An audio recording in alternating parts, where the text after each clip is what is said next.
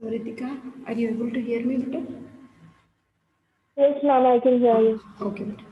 See, so we were talking about this spermatogenesis. See, apart from the hormones, what you just told me, we also have other factors like serotonin cells, which are nothing but mother cells.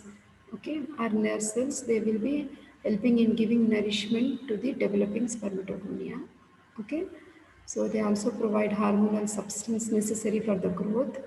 They secrete androgen binding protein, which is essential for testosterone activity, and they are also releasing sperms into the lumen of the seminiferous tubule, that is spermination. See, the other factors we have are like, see, our body temperature in case of males, the testes are placed outside the body in the scrotal sac so that the body temperature is low in the scrotum, 2 degrees centigrade less than the body temperature, which will facilitate spermatogenesis. We also know like failure of descent of testis is cryptorchidism. Isn't it, Ritika? Yes, ma'am. And in case of cryptorchidism, you will not find spermatogenesis because if testes are inside the abdomen, the body temperature, which is 2 degrees centigrade high, will not facilitate spermatogenesis. Okay. Some infectious diseases such as mumps also will cause degeneration of seminiferous tubules. Okay, better. So that is. Okay, ma'am. Then role of ADH. What is ADH? Anti. Antidiabetic, From where does it come? uh, from the posterior pituitary. Very good. What does it do? Uh, it prevents diuresis. It increases the absorption of water from the renal tubules. Isn't it better? Yes, ma'am. That means what is the deficiency disease? If this is deficient, ADH.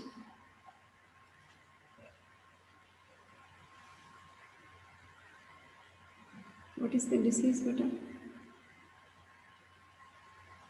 Diabetes insipidus. Very good. Okay, then next question. That's enough better for that answer. You can elaborate. And next question is otolith. This we never discussed. This comes under CNS, vestibular apparatus, 919.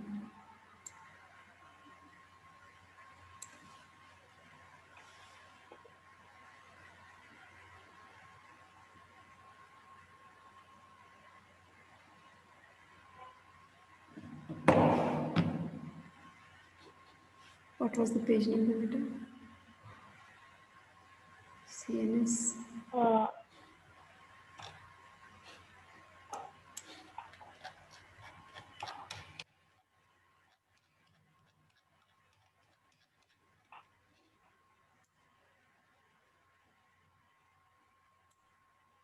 Okay, anyhow, functions of CSF question is there, but I'll finish up this first and then go back. Okay. So okay, ma'am. where do we find CSF? Inside the ventricular system of the brain, isn't it? Two lateral ventricles, third ventricle, fourth ventricle. From here, you will have central canal of the spinal cord. Okay, and from here, the CSF will be circulating into subarachnoid space. So, what does the CSF do? It is actually giving protection to the brain.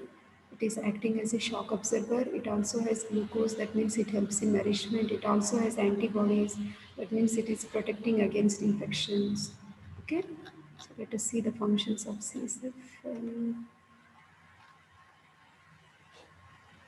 Yeah, protection. Okay, it is acting as a fluid buffer also. Okay, regulation of cranial content volume. That means outside the brain is filled with water in subarachnoid space, inside the brain also water is there. If any hit is there, the brain is actually floating so that it doesn't get injured. Okay. Okay.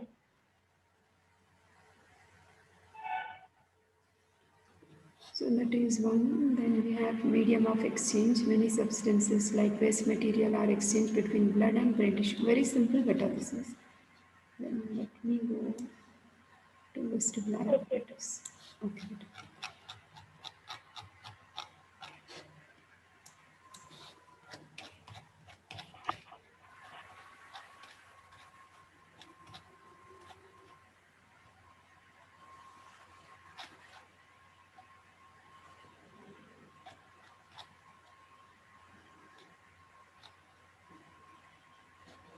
Nine ninety.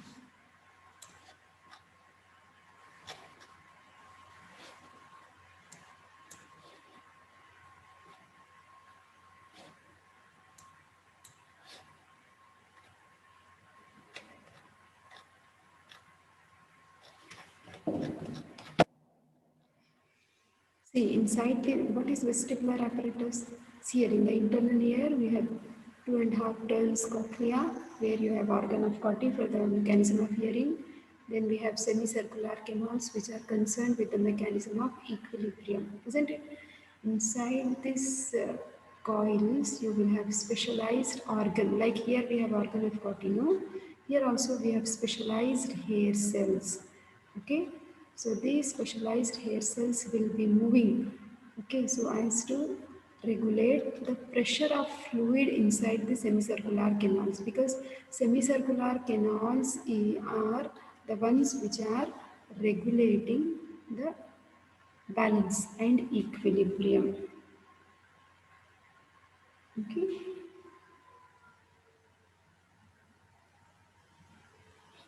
So for the maintenance of balance and equilibrium, the fluid should vibrate and see that the pressure which is there in the atmosphere should be equal to the pressure what is present inside the fluid of the semicircular canals. So how this fluid will vibrate? With the help of hair cells. So we have specialized hair cells inside the vestibular apparatus. Okay, we have type 1 and type 2. వచ్చేసిందా వస్తుంది okay ఎన్ని litres వచ్చింది మొత్తం కలిపేసారా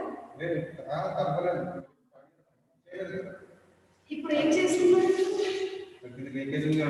clean చేసి ఈ packet ఆ packet set చేసి రెప్లిగా మొత్తం అది పనిచేస్తుంది అట్లా ఇప్పుడు స్టార్ట్ చేస్తే పని కాదు స్టార్ట్ చేస్తాను అట్లా తీసుకొచ్చి okay nice very good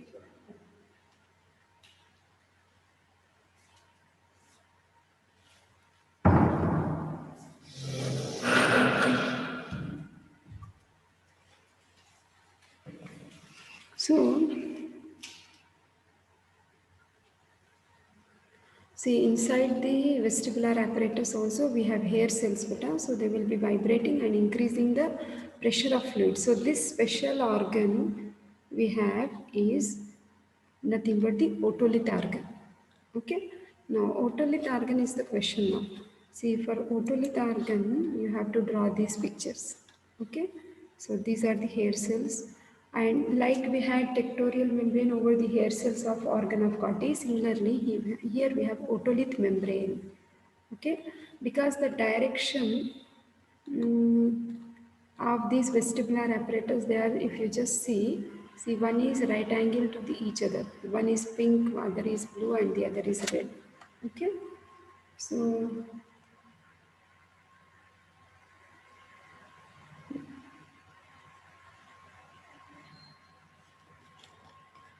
they is vibrate in such a way these hair cells will move and increase the pressure inside the vestibular apparatus. Okay, that is the meaning you have to talk about this vestibular apparatus. Why it is called as otolith? That means it will have lot of stony cells, silica particles, dust cells, very much hard in consistency. That's the reason this organ is called as otolith organ. Give one reading, but you will definitely understand this otolith organ.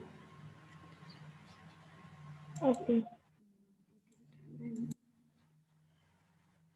Taste pathway is very small. We have already discussed, no? Yes, ma'am. Myopia also we have discussed. Functions of glucagon.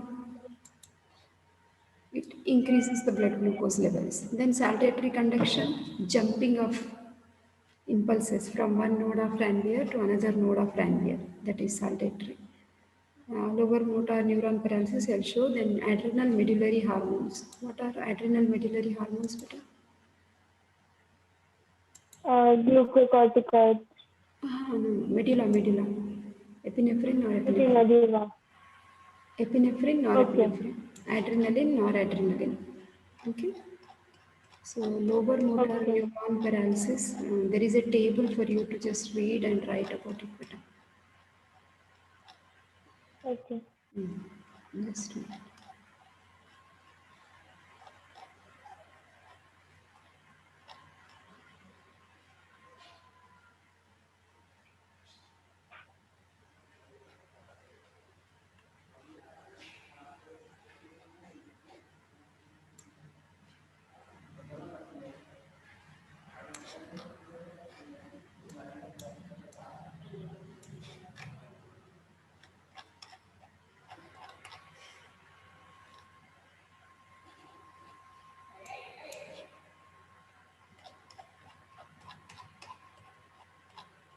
What is upper motor neuron and lower motor neuron?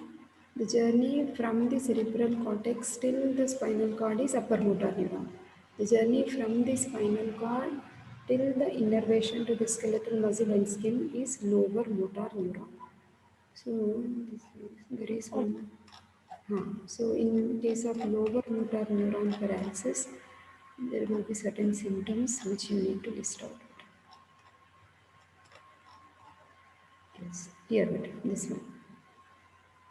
Page 836 in my edition.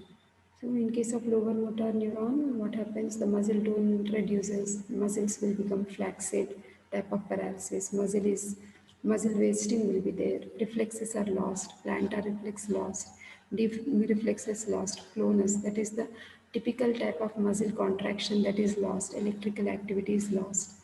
Okay, individual muscles. So whichever muscle is involved, whichever nerve is damaged, that muscle is affected. And if you just check the twitches with this machine EMG, you will see electromyogram that is usually present, small twitches. Okay, beta, so we will stop here. Okay, ma'am.